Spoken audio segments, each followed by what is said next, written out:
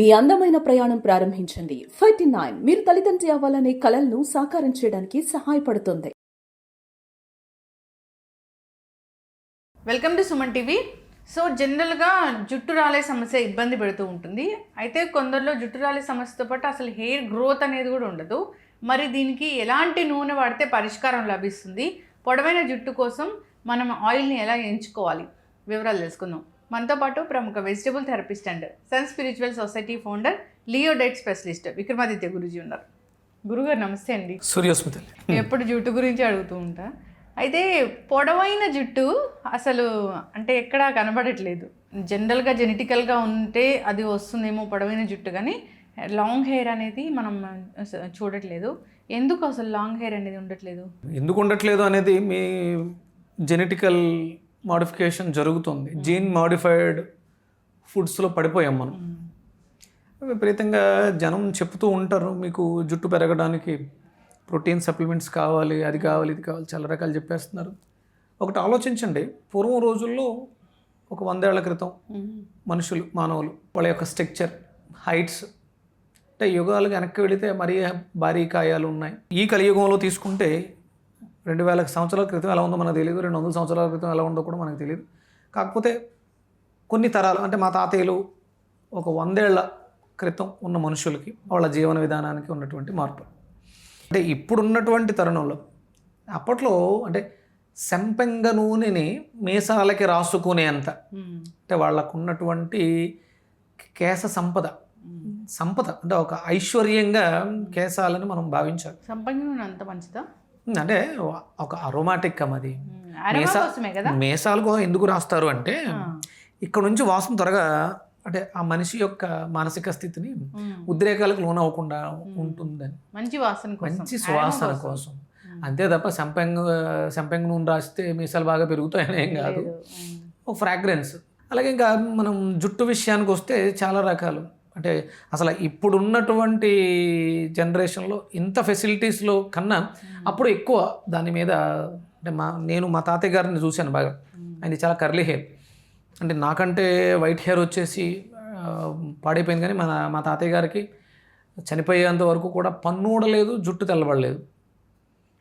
అంటే ఆయనకు ఒక డిసీజ్ ఉండేది, పొడ ముట్టుకుంటే కుష్టు వ్యాధి వస్తుంది, అంటే కట్టింగ్ అయిపోయి రాలిపోతాయి. ఆ ఒక్క హెల్త్ ఇష్యూ తప్ప, అంటే పొడపని కరవటం, టచ్ చేయడం జరగడం వల్ల ఆయనకు ప్రాబ్లం వచ్చింది. ఆ తప్ప మిగతావన్నీ చాలా స్ట్రాంగ్. కళ్ళజోడు వాడటం కానీ, అంటే ఆయన చనిపోయేంత వరకు కూడా పందు పళ్ళతో పళ్ళు తోముకునేవారు. ఇప్పటికే మా నాన్నగారు పందు పళ్ళే. ఆయనకి కొంత, అంటే మా తాతయ్య గారి తర్వాత కొన్ని ఈయనకి బ్యాడ్ హ్యాబిట్స్ ఉండడం వల్ల హెల్త్ పాడైంది. అవన్నీ ఇప్పుడు మానేసిన తర్వాత మళ్ళీ అన్నీ రికవరీ అవుతుంది. మనం కొన్ని ఎపిసోడ్లో మాట్లాడుకున్నాం, ప్రోస్టేట్ గ్రేడ్ నుంచి వెనక్కి తీసుకురావటం, ఇవన్నీ జరిగింది న్యాచురల్గా. ఆయన హెయిర్ కూడా రీగ్రోత్ అయ్యింది. అంటే రెగ్యులర్గా, అంటే మీరు రాసుకోవడానికి నూనెల గురించి మనం మాట్లాడుకున్నప్పుడు న్యాచురల్గా కొబ్బరి నూనె తలకి, అంటే ఇప్పుడు మార్కెట్లో రకరకాల పోకళ్ళు, కొబ్బరి నూనెని ఇంటేక్, ఎక్కడ కూడా పూర్వం రోజుల్లో కొబ్బరి నూనె తాగడం అనేది ఎక్కడ కూడా శాస్త్రంలో లేదు.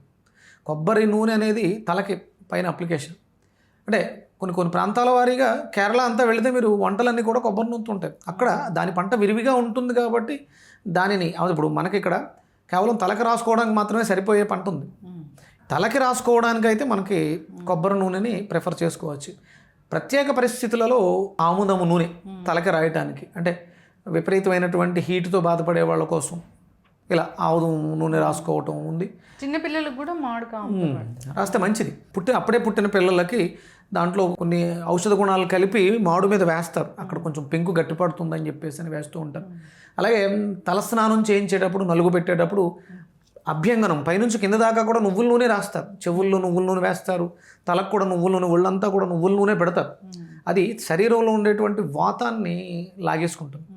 ఇక్కడ తలకి రాసుకునేటప్పుడు కొబ్బరి నూనెలో ఆ సాంద్రత తక్కువగా ఉండడం వల్ల, అంటే మన శరీరంలో పెరిగిపోయినటువంటి యాసిడ్స్ని, చుండ్రు ఇలాంటివన్నీ కూడా పోతాయని చెప్పేసి మనం కొబ్బరి నూనె వాడుతుంటాం. కొబ్బరి నూనె కన్నా సాంద్రత బాగా తక్కువగా ఉండి వ్యర్థాలను బాగా తీసుకునేది ఆముదం నూనె. దాన్ని కొంచెం వేడి చేసి పలుచగా చేసి దానిని తలకు పెడుతూ ఉంటారు. ఇప్పుడు ఆముదం అది బాగా జిడ్డుగా ఉంటుంది, వాసన పడదు, ఇలా మాట్లాడుతూ ఉంటాం. ఇక రకరకాల ప్రాసెస్లు చాలా వచ్చేసినాయి మార్కెట్లోకి. వట్టి వేళ్లతో అయ్యేసి రకరకాల ఆయిల్స్ అయితే అవి మంచిదేనా గురూజీ? కొన్ని మెంతులు, కొన్ని మందార పువ్వు రేకలు, వట్టి వేళ్ళు, గోరింటాకు, రకరకాల గంధకచ్చూరాలని అవన్నీ వేస్తారు, దాంట్లో ఆయిల్ పోస్తారు. ఇది ఒకటేంటంటే అది పర్మెంటేషన్ జరగాలి, ప్రాసెస్ చాలా పెద్దది. ఇప్పుడు చేసే సీసాల్లో పోసి పక్కన పెడితే రావట్లేదు. అలాగని మరగబెడితే ఇప్పుడు బాటిల్స్ తయారు చేసి అమ్మే వాళ్ళు ఎవరూ కూడా దాన్ని ల్యాబ్ చేయించట్లేదు. ఆఫ్టర్ ల్యాబ్ ప్రాసెస్ జరిగిన తర్వాత దాని మీద ఇంకేం స్టడీస్ ఏమి ఉండట్లే. ఇవి మరగబెడితే మంచిది అని చెప్పారు. ఏ స్టిమ్లో ఇప్పుడు చేసేటువంటి స్టవ్స్ మీద వాటి మీద మరగబెడితే అది రాదు.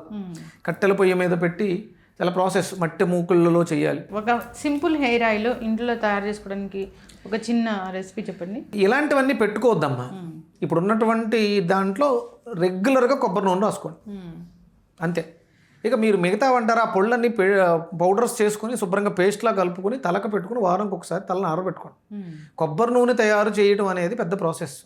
నేను స్టార్టింగ్లో చాలా చేసి వాటి రిజల్ట్స్ చూసిన తర్వాత ఒక్కొక్క దానికి ఒక్కొక్క రిజల్ట్ వస్తుంది. ఎందుకంటే అది వేడెక్కిన తర్వాత సహజత్వాన్ని కోల్పోతుంది. దాన్ని నేను ల్యాబ్కి ఏం పంపలా, నేను కొన్ని రకాల ల్యాబ్ చేయించాను. కానీ ఇవి చెయ్యాలి అంటే చాలా ఎక్కువ ల్యాబ్ స్టడీస్ చేయాలి. అవి లేకుండా మనం ఇవన్నీ వేసి మరగబెట్టేస్తే రిజల్ట్స్ వచ్చేస్తాయి, జుట్టు బాగా పెరిగిపోద్ది. ఆడెవడో ర్యాబిట్ ఆయిల్ అని చెప్పేసి నమ్ముతాడు, బ్లడ్తో, ర్యాబిట్ బ్లడ్తో. ఇవన్నీ తప్పు, అలాన్నీ చేయొద్దు. న్యాచురల్గా అంటే మా ఇంట్లో నేను మా నాన్నగారిని మా తాతయ్య గారిని వీళ్ళందరినీ చూసున్నాను. వాళ్ళు శుభ్రంగా కొబ్బరి నూనె రాసుకునేవారు. కొబ్బరిని బాగా తినండి, మనకి తినడానికి కొబ్బరి అవసరం, అందుకని దేవుడికి కొట్టమన్నం పెట్టింది. అలాగే నువ్వులు కూడా డైలీ నువ్వులు తినండి. మీకు కాల్షియం బాగుంటే బాడీలో ఐరన్ బాగుంటుంది. ఐరన్ బాగుంటే జుట్టు ప్రొడక్షన్ కావాల్సినటువంటివన్నీ కూడా చేకూరుతాయి. మంచి ఆహారం తినండి, పోషక విలువలు ఉన్నటువంటి ఆహారాన్ని తినండి. కొబ్బరి నూనెని తలకు రాసుకోండి, అలాగే ఆముదం నూనెని రాసుకోండి. ఈ ఆయిల్ తయారు చేసే ప్రాసెస్ చాలా పెద్ద ప్రాసెస్. నేను ఒక ట్రై చేస్తున్నాను, వీలైతే మంచి అరోమాటిక్ ఫ్లేవర్ ఉన్నటువంటి ఆయిల్ నేను మీ ద్వారానే మన ప్రేక్షకులకు ఇచ్చే అవకాశం ఉంటుంది. నేను దాన్ని ట్రై చేశాను. అది కొంచెం ఇంకొక 1 or 2 monthsలో మన చేతికి వస్తుంది. జుట్టు పెరగాలంటే వెజిటబుల్ థెరపీలో ఏం జ్యూస్ తాగాలి? కొబ్బరి, గోరుచిక్కుళ్ళు బాగా పనిచేస్తుంది. అలాగే దొండకాయ బాగా పనిచేస్తుంది. కర్రీ అయినా తీసుకోవచ్చు. రెగ్యులర్గా మీరు తీసుకునే ఆహారంలో వీటిని విరివిగా ఉండేలా చూసుకోండి. అలాగే తలకి సంబంధించి బూడిద గుమ్మడికాయ వాడితే కూడా మీకు జుట్టు రాలటం తగ్గుతుంది, జుట్టు బాగా పెరుగుతుంది. బూడిద గుమ్మడికాయ జ్యూస్ చక్కటి ఇన్ఫర్మేషన్ గురూజీ. సో ఇంటర్నల్గా మనం ఏం తీసుకుంటాము, ఇంటేక్ ఏముంటుంది అనేదే పెద్ద మ్యాటర్ అవుతుంది. సో రకరకాల ఇంగ్రీడియంట్స్ కలిపి హెయిర్ ఆయిల్ తయారు చేసి వాడితే పెద్ద ఫలితం ఏమీ ఉండదు. కొబ్బరి నూనె మంచిది, కొబ్బరి నూనె వాడుకో. న్యాచురల్గా వచ్చినటువంటి కొబ్బరి నూనె అది రాసుకుంటే సరిపోతుంది. స్ట్రెస్ ఉండకుండా ఉంటాయి, జుట్టు రాలకుండా ఉంటుంది. చాలా చక్కటి ఇన్ఫర్మేషన్. అందరూ హెల్తీగా ఉండాలని కోరుకుందాం. ఫాలో అవ్వాలి. ధన్యవాదాలు. సూర్యోస్మితలే.